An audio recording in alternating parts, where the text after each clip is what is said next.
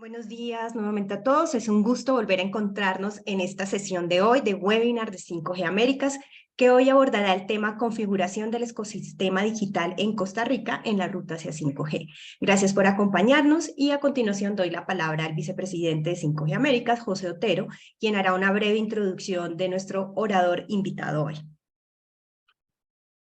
Como siempre les digo, buenos días, buenas tardes, buenas noches, dependiendo de su geografía. Hoy contamos con una de las personas más conocidas de Costa Rica, ese señor al que le decimos la pura vida andante, llamado Edwin Estrada, quien es consultor internacional y especialista en el derecho de las telecomunicaciones. Es abogado y notario, máster en Derecho Público, título de experto en Administración y Regulación de Mercados de Telecomunicaciones y posgrado en Derecho Ambiental. Fue viceministro de Telecomunicaciones y gerente y director de concesiones y permisos de telecomunicaciones en el MISIT de Costa Rica. Fue gerente general para Centroamérica de la consultora española de telecomunicaciones NAE y asesor parlamentario durante el proceso de aprobación de las leyes que abrieron el mercado de telecomunicaciones de Costa Rica allá hace para 15 años. Muy bienvenido, Edwin. No digo nada más. Tienes la plataforma a tu disposición. Muchas gracias, José Otero, Lorena. Un caluroso saludo desde Costa Rica para todos ustedes y es un placer, como siempre, estar acá con 5G Américas y bueno, todas las personas que nos acompañan a través de las plataformas para compartir y discutir sobre este tema que en los últimos días ha sido muy movido y tenemos algunas buenas nuevas que compartir con ustedes sobre el proceso de implementación de redes de 5G en Costa Rica. En esta presentación son algunos puntos de los que se van a abordar. Es ineludible para comprender el estado, para comprender la situación de Costa Rica. Es ineludible tocar el aspecto histórico, repito, para poder tener la contextualización. Igualmente, nos referiremos a las frecuencias que están asignadas a los operadores en estos momentos, cuál es el estado del proceso licitatorio. Evidentemente, un elemento trascendental para el despliegue de las redes de 5G es la infraestructura pasiva y también todo un reto que se nos presenta, el asunto de ciberseguridad y protección de datos. Entonces, devolviéndome al primer punto del contexto histórico, hay que recordar que Costa Rica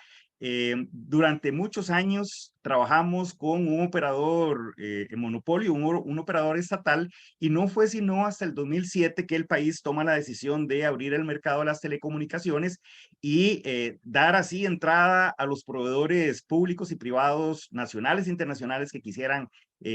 apersonarse en el mercado costarricense y brindar los servicios de telecomunicaciones. Sin embargo, debido a toda esta coyuntura y siendo el operador estatal un actor en monopolio, pues se dio una situación sobre todo con las bandas de espectro radioeléctrico, porque además, antes de la apertura de la ley de telecomunicaciones, la gestión, la administración del espectro radioeléctrico era de otra manera, me voy a atrever a decir, totalmente artesanal. Y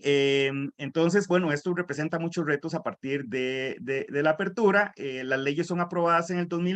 2008. En el 2009 inicia la primera licitación de espectro. Termina su proceso en el 2011 y posteriormente en el 2018 concluye una segunda licitación de espectro radioeléctrico mediante la cual ingresan al mercado de telecomunicaciones de Costa Rica dos operadores, en este caso la empresa Claro y la empresa Liberty, que son los que en este momento junto con el grupo ICE, que es el operador estatal, están compitiendo por el mercado costarricense. Entonces, esto hizo que al grupo ICE pues se le asignaran una serie de bandas de espectros, la cual mediante un esfuerzo del Poder Ejecutivo y mediante un acuerdo mutuo fueron recuperadas en el 2009 y esas bandas de espectro fueron objeto de las dos primeras licitaciones que se hicieron en este momento. A partir de ahí entonces es que hoy día tenemos la asignación de frecuencias que ustedes pueden observar en esta tabla. y estamos hablando que de la banda de 850, Liberty tiene 10.6 y 39.4 tiene el ICE. En este caso también en la banda de 1800, Claro tiene 60, el ICE 50, perdón, Liberty 50 y el ICE 40.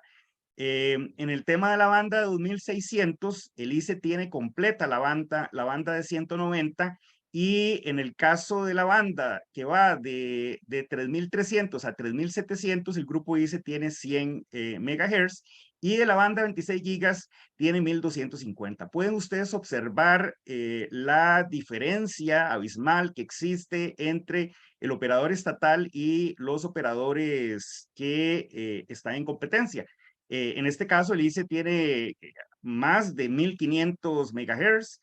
a su haber, y mientras Claro y Liberty tienen alrededor de 100. Aquí es importante traer a colación entonces que en el marco de la apertura y en virtud de la apertura del sector de telecomunicaciones también,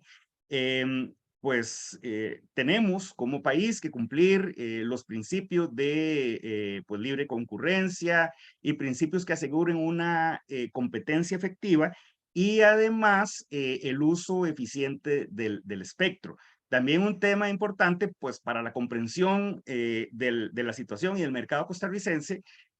indicar también que en nuestro caso la Superintendencia de Telecomunicaciones tiene varios roles. Tiene la función de ser el regulador del mercado de las telecomunicaciones, tiene la competencia, valga la redundancia, de ser la Autoridad Nacional de Competencia en materia de telecomunicaciones, y además es el que dirige el proceso licitatorio y le recomienda al Poder Ejecutivo lo concerniente a las entregas de las concesiones. Este es un caso particular porque en muchos países de América Latina, quienes, o el órgano o el ente encargado de otorgar el espectro eléctrico es el regulador. En el caso de Costa Rica no, es el Poder Ejecutivo, y podrá separarse de la recomendación de la Superintendencia de Telecomunicaciones solamente por un tema de interés público. Esto fue diseñado o fue decidido por el legislador de esta manera con el fin de salvaguardar los criterios técnicos y pues permitir que las decisiones en materia de telecomunicaciones se decidieran con base, repito, en criterios apegados a la ciencia y a la técnica, sin detrimento de la posibilidad del Poder Ejecutivo de separarse, repito, por cuestiones de interés público que pueda construir. Entonces, partiendo de esto, partiendo de esta situación, les había comentado también que las primeras bandas de espectro que fueron recuperadas por medio de un acuerdo mutuo del Instituto Costarricense de Electricidad, estas bandas ya fueron subastadas. Sin embargo, debido pues a los cambios, a los avances de las tecnologías, para todos es sabido que ahora hay bandas también muy atractivas y muy importantes para el desarrollo de las redes de 5G, por ejemplo, la banda 700, las bandas medias como la banda 3500, la 2000, la 2600, la 3200, y por supuesto que también las bandas milimétricas o bandas muy altas. Es así entonces como mediante distintos procesos entre judiciales, administrativos, el Poder Ejecutivo empieza a recuperar estas bandas que en su momento estuvieron en manos del grupo ICE. Es así entonces como se recupera gran parte de la banda 2300, la banda de 700 MHz se recupera también en el marco de la transición a la televisión digital que concluyó y por ende tenemos ya todo el país cubierto con la televisión digital abierta y gratuita. Finalizó, repito, en enero pasado, y es así entonces como se recupera la totalidad de la banda 700 MHz. Y pasando entonces a las bandas de 3500 y la banda de 2600, desde el año 2012, la Contraloría General de la República ha insistido en que pues tenemos que cumplir con la ley y por ende hacer un uso efectivo del espectro radioeléctrico, y también pues tratar a todos los operadores que están en el mercado en las mismas condiciones. En virtud de estar en un mercado en competencia. Entonces, es así, repito, como se inicia la recuperación de todas estas bandas de espectro que al día de hoy hemos recuperado. Sin embargo, había un pendiente en la banda de 3500 y en la banda de 2600. En el gobierno anterior, en el cual yo fui parte, como viceministro de Telecomunicaciones, si bien es cierto desde el punto de vista técnico en el Viceministerio de Telecomunicaciones, hicimos el esfuerzo por recuperar estas bandas, pero lamentablemente no hubo voluntad política por parte del presidente de la República de recuperar estas bandas. No es sino entonces cuando inicia el gobierno actual del presidente Rodrigo Chávez, que inició formalmente el 8 de mayo del 2022, que en su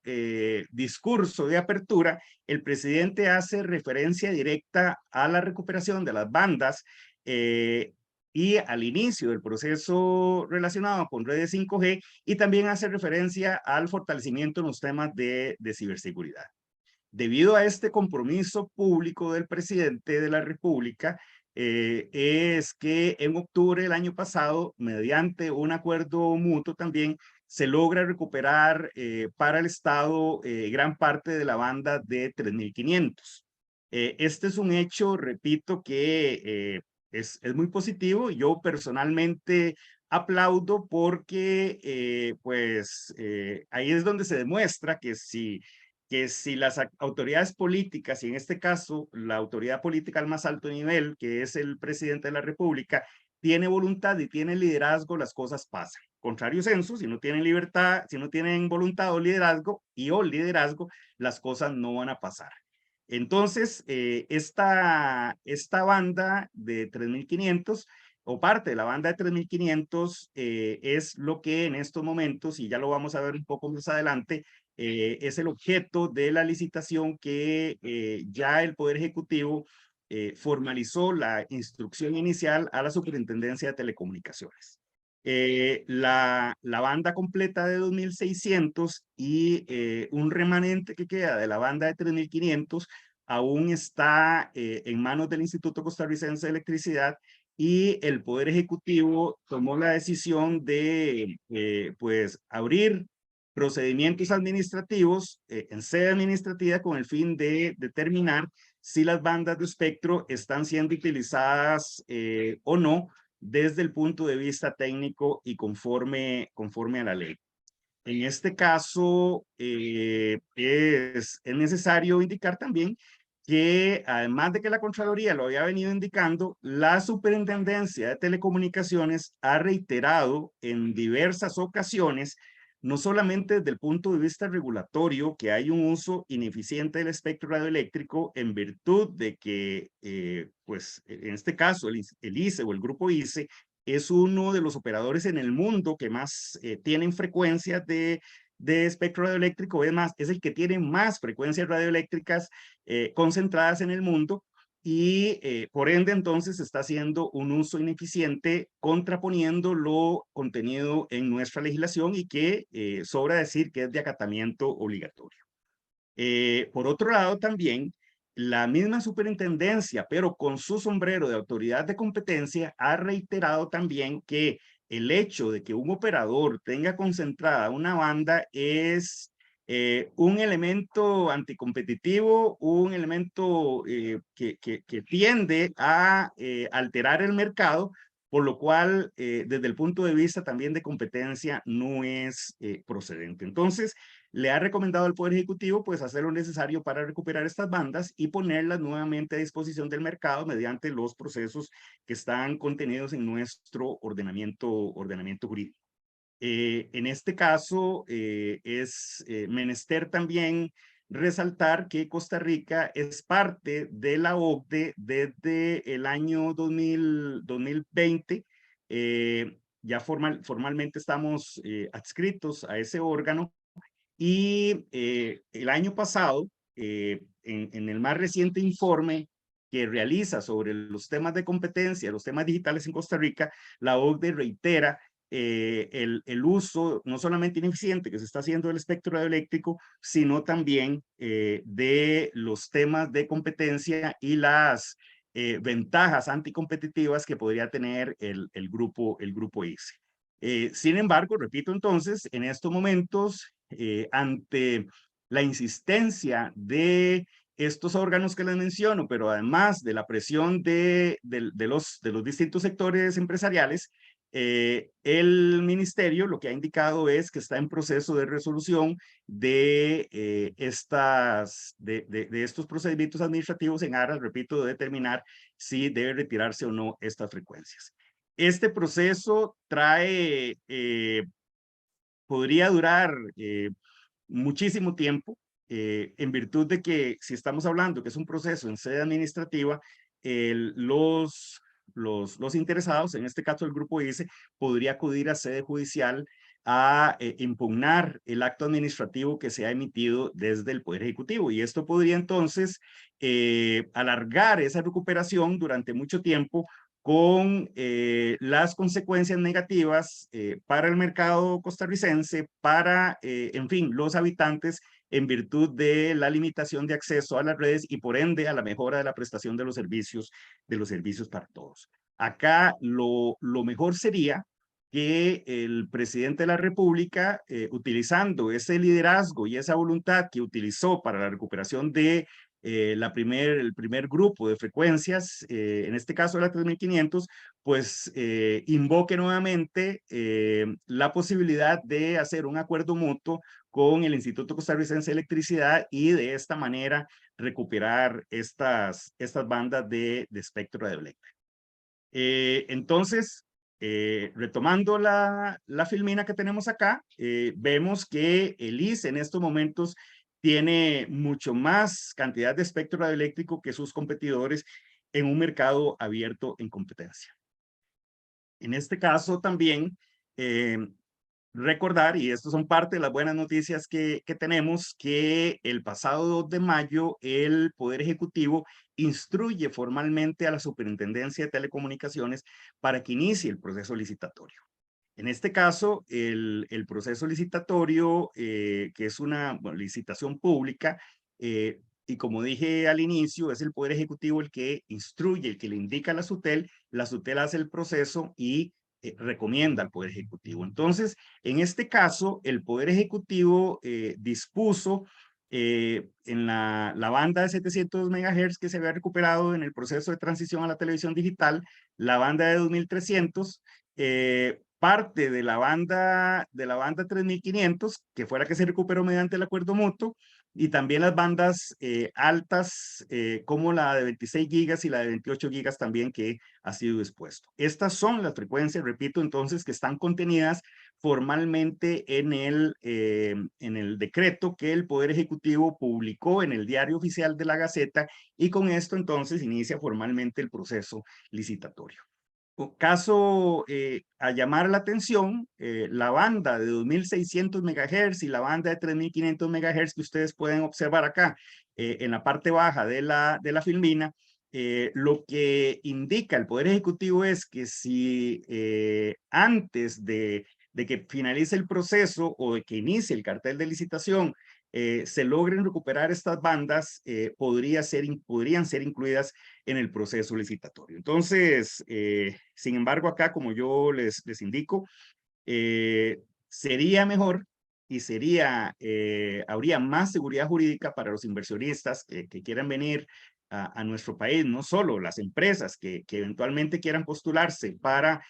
acceder a este espectro radioeléctrico, sino también pues para las empresas también que están viendo cómo está evolucionando el tema de 5G acá en Costa Rica, y que a final de cuentas es un elemento muy importante a la hora de tomar una decisión si se van a instalar en un país o en otro. Y es muy claro que en América Latina existen alrededor de 22 redes de telecomunicaciones en distintos países y que ninguna de ellas está en Costa Rica. Es por eso entonces que desde el punto de vista nuestro, desde el punto de vista mío también personalmente, es la insistencia de iniciar esto, y por eso creo que es una noticia positiva, porque esto vendría a poner a tono al país delante de sus competidores o ante sus competidores directos, bueno, que en este caso serían todos los países de Latinoamérica, en el tema de las redes de quinta generación. Además de esto, en el acuerdo ejecutivo que el Poder Ejecutivo publica, se da una serie de lineamientos que la superintendencia debe tomar en cuenta a la hora de establecer el cartel de licitación, el cual también el Poder Ejecutivo debe revisar y analizar si es consecuente o no con la política pública que ha emitido a través de los diferentes instrumentos, como el Plan Nacional de Desarrollo de las Telecomunicaciones, y además, debido también a estos lineamientos que le han sido remitidos. Entonces, por ejemplo, llama la atención el primero de ellos, que es la priorización del despliegue de infraestructura para las redes, por sobre un enfoque meramente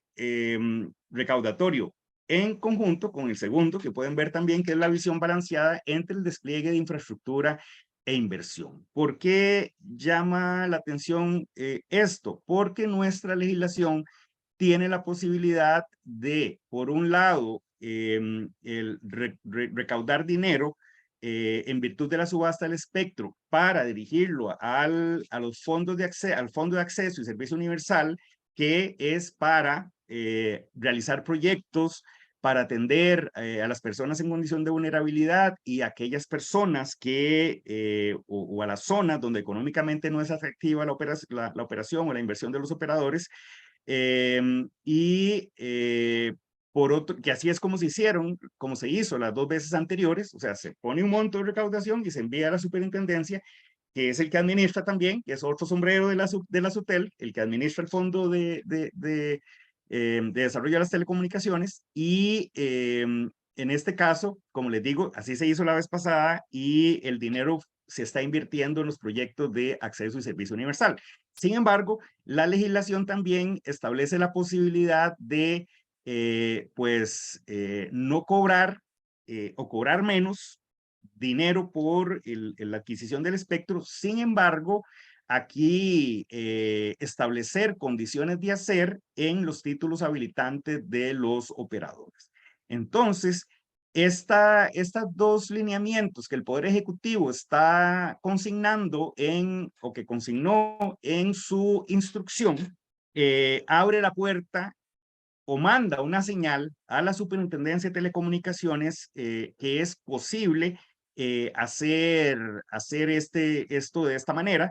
y con las ventajas que esto trae, porque en el caso de los dineros que fueron a Fonatel luego de la licitación pública, la superintendencia también tiene que abrir un proceso licitatorio para asignarlos, y tiene que ser también de acuerdo con los planes y de acuerdo con los proyectos que el Poder Ejecutivo establece en la política pública, en este caso el Plan Nacional de Desarrollo de las Telecomunicaciones. Entonces, este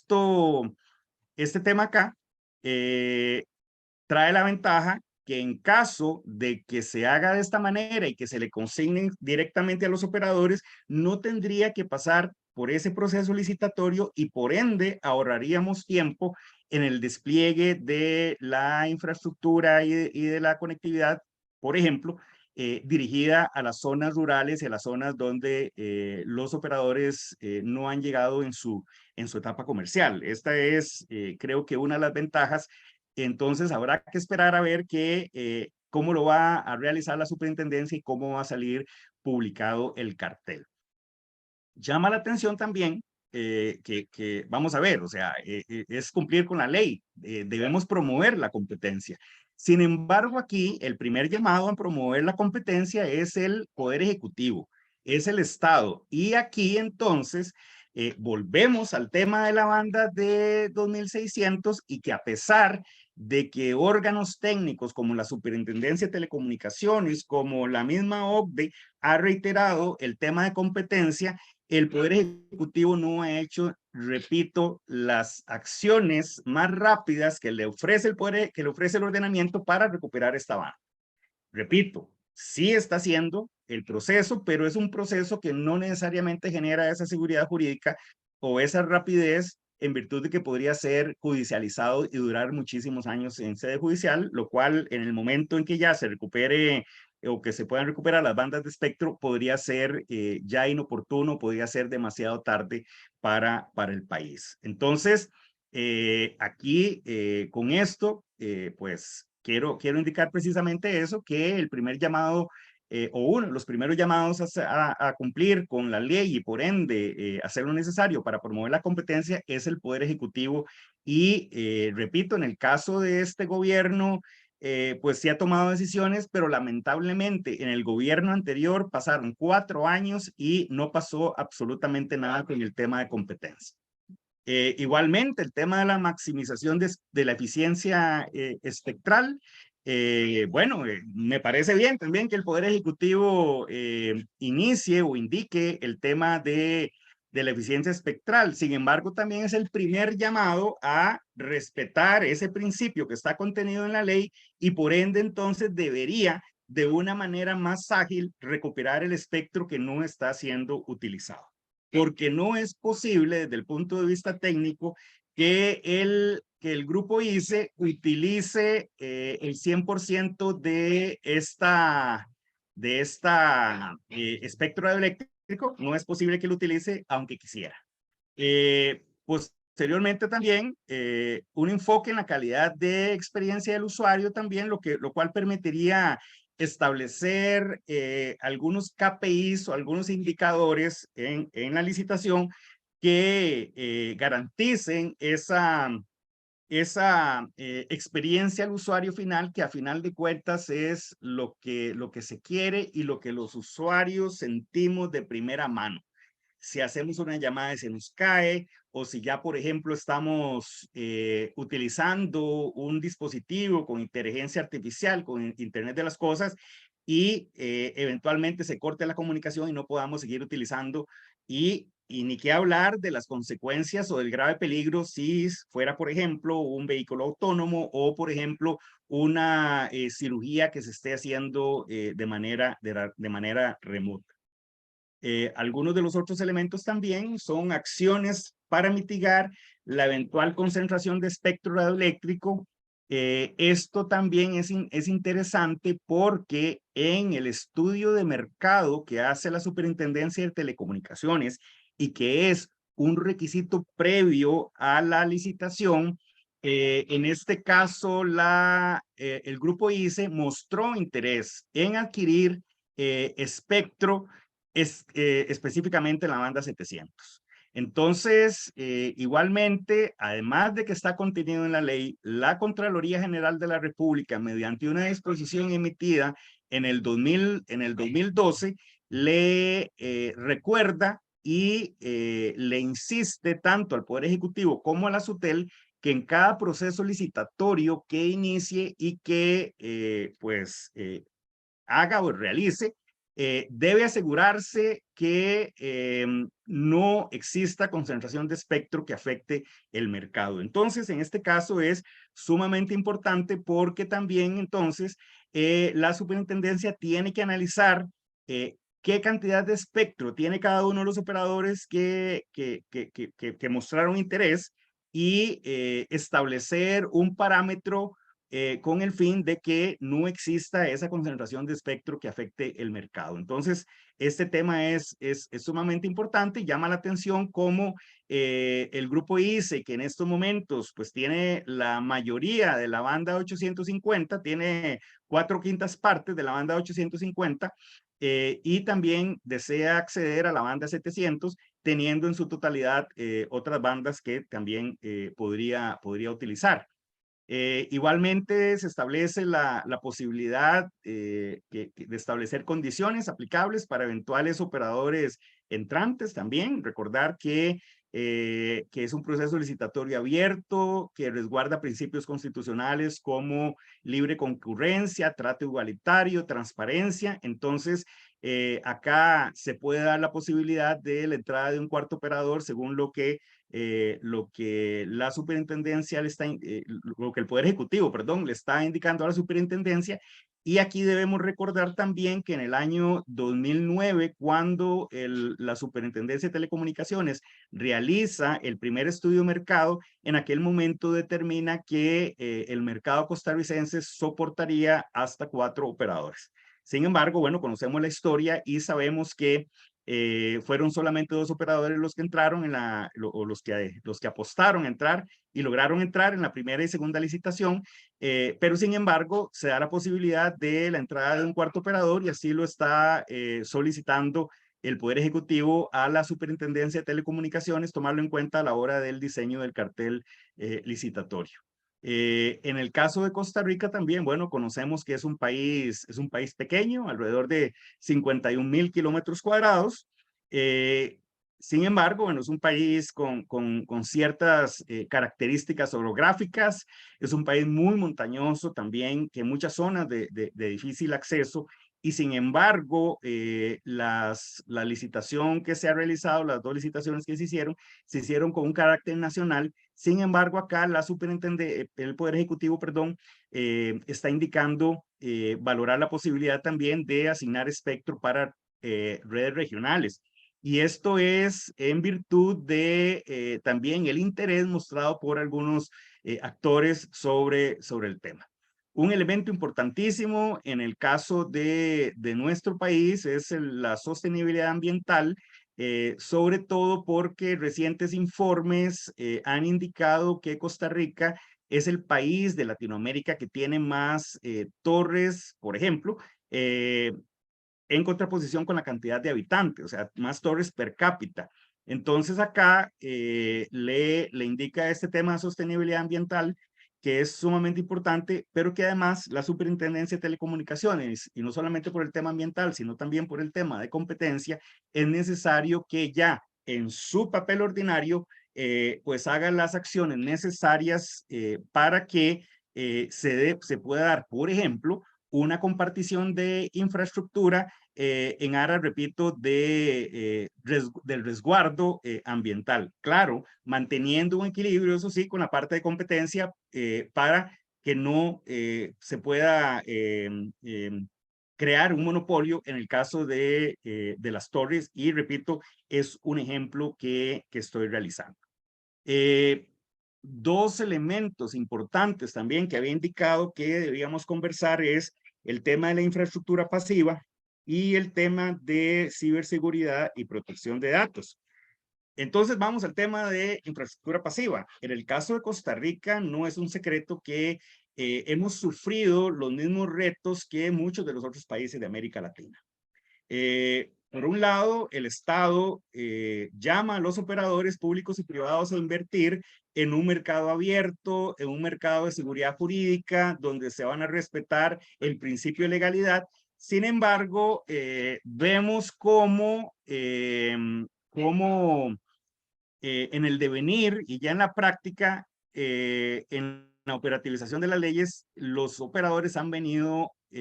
pues enfrentando diferentes barreras que han sido impuestas por los mismos operadores del Estado. Entonces acá es necesario que exista un liderazgo también por parte del presidente de la República para que las instituciones públicas que tienen relación con el despliegue de infraestructura hagan lo que tengan que hacer en el momento oportuno. Algunos de los ejemplos que no son extraños, y estoy seguro que no son extraños para todos ustedes, es el caso de los gobiernos locales, que cada uno emite su reglamentación alejada a los principios de la ciencia y la técnica, y también transgrediendo el principio de unicidad de la red, que es un principio técnico que nunca debemos perder de vista. Para solucionar esto, el año pasado Costa Rica aprobó una ley para incentivar el despliegue de infraestructura de telecomunicaciones, y dicha ley entonces le quita, digamos, la competencia a los gobiernos locales de establecer o de crear los reglamentos desde el punto de vista técnico, precisamente porque por el principio de unicidad de la red, y porque además se logra determinar que hay requisitos asimétricos en todos los gobiernos locales del país, atrasando esto o atentando contra el despliegue y por ende contra el acceso a los servicios de telecomunicaciones por parte de los habitantes. Entonces la Sala Constitucional ya había indicado desde el 2010 que los requisitos tienen que ser simétricos también, pero que además el tema de las redes de telecomunicaciones es un asunto que trasciende el interés local y que es un tema de interés nacional. Con esto entonces se salvaguarda y se protege la excusa que vienen imponiendo las municipalidades si es que tienen autonomía municipal. Este tema de la autonomía municipal es una situación también que se da en muchos países de América Latina. Sin embargo, nosotros lo resolvimos de esa manera y creo que es lo adecuado y es lo correcto. Porque si nosotros pensamos en una red de telecomunicaciones donde el diseño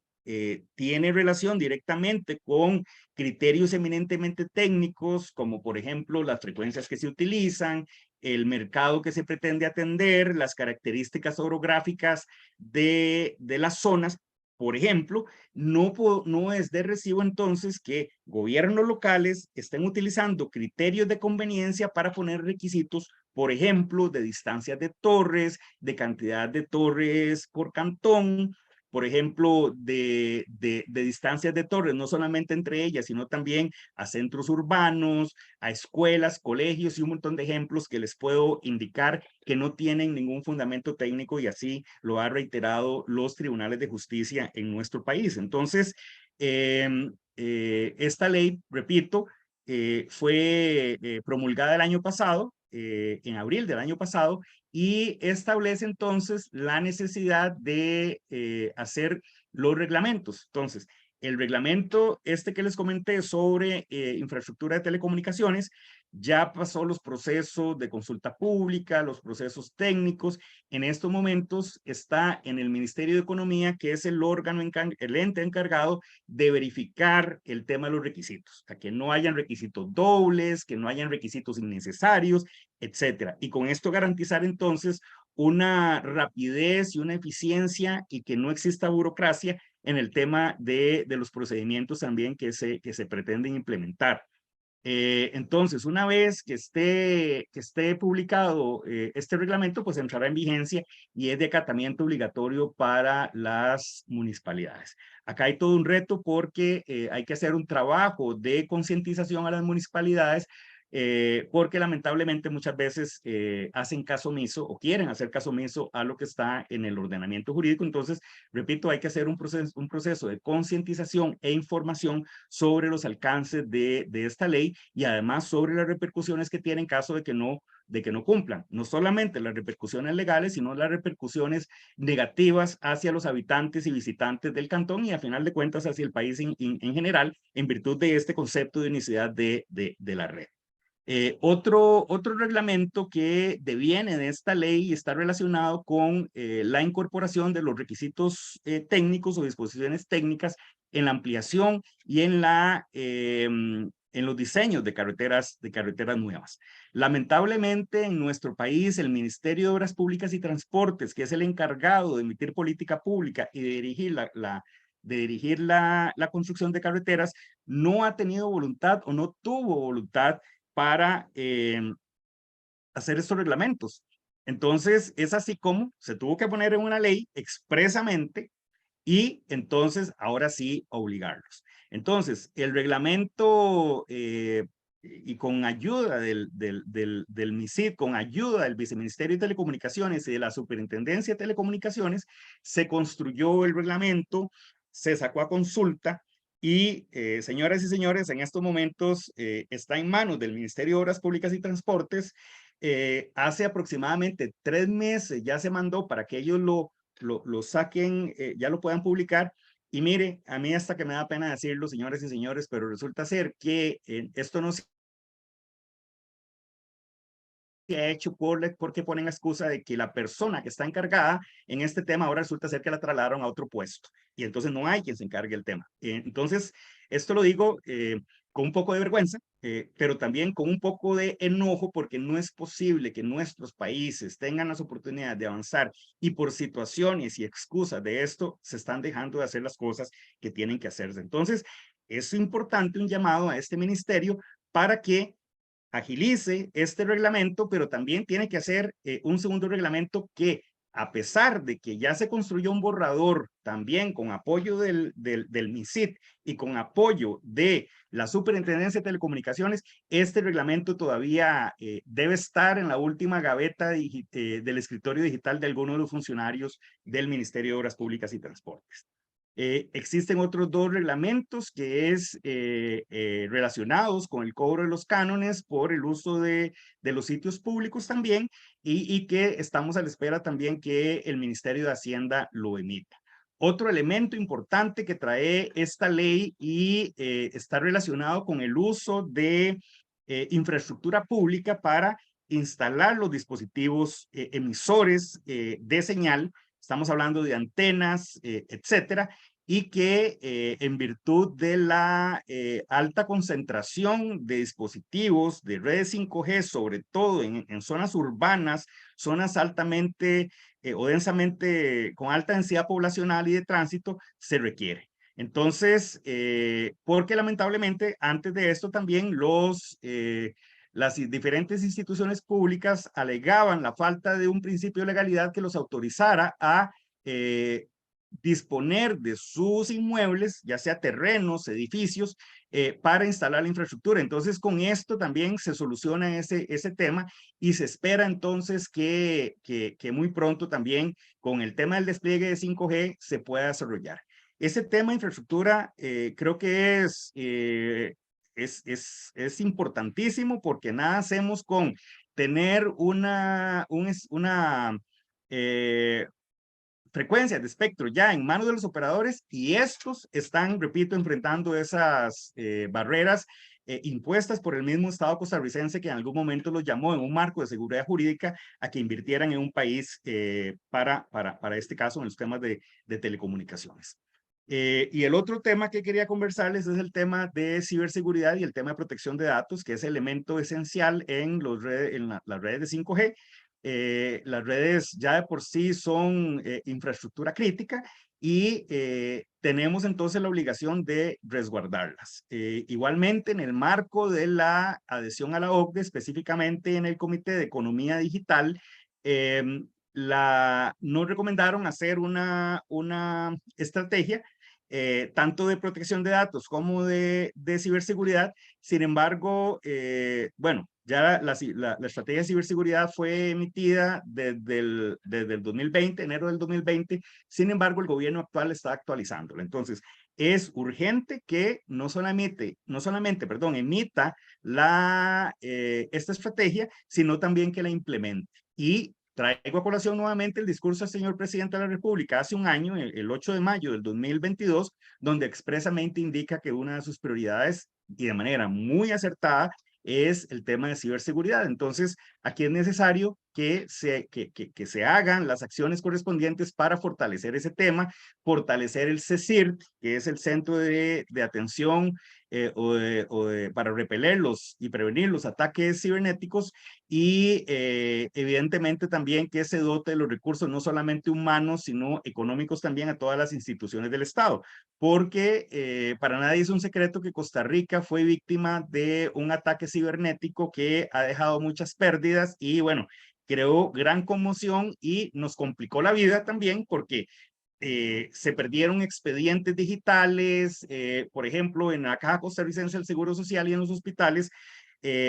tenían que recurrir a expedientes manuales para, por ejemplo, temas tan importantes y urgentes como los temas de las operaciones de los pacientes. Entonces, es muy necesario que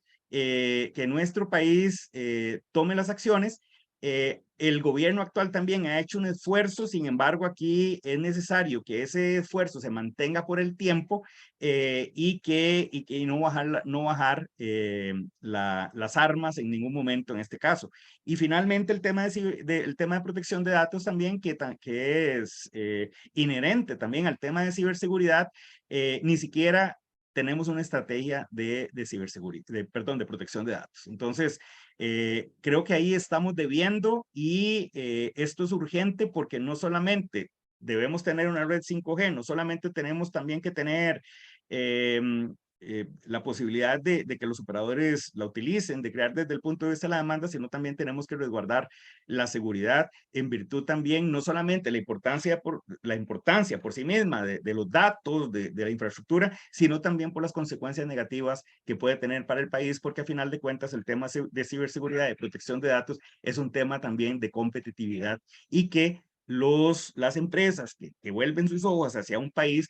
es de los primeros puntos que toman en cuenta a la hora de tomar la decisión si invierten o no invierten en determinado país. Y para finalizar, pero bueno, esto será tema de otra conversación, importantísimo también el tema de alfabetización digital. Y cuando hablo de alfabetización digital me refiero a la incorporación y a la identificación de las oportunidades de las redes 5G para cada uno de los sectores económicos y la creación de política pública para poder incorporarla. También importante el tema del Estado digital, o como queramos decirle, pero la digitalización del Estado, tomando en cuenta todo esto, precisamente para que aprovechemos las ventajas que nos da el 5G y con esto crear un Estado que sea más eficiente, que brinde mejores servicios a los usuarios, a los habitantes, pero que también un Estado que, gracias a la trazabilidad que se le puede dar a través de la digitalización, actúe con más transparencia y emita mejores rendiciones de cuentas en pro de la democracia de un país. Es así entonces, señoras y señores, donde de esta manera les quise comentar un poco el estado de situación de las redes 5G. Se espera ahora que los siguientes pasos, que la superintendencia emita el cartel de licitación y siga el proceso licitatorio hasta la recomendación por parte del Poder Ejecutivo y la suscripción de los contratos y o el refrendo de la Contraloría General de la República, que es ahí donde inicia el plazo, que en el caso de Costa Rica, las licitaciones, repito, tienen un plazo de 15 años, prorrogables hasta 25. Muchas gracias a todas y a todos por su atención y me encantaría escuchar comentarios, preguntas sobre estos procesos. Muchas gracias de nuevo y buenos días. Muchas gracias, Edwin. Vamos a dar paso a las preguntas.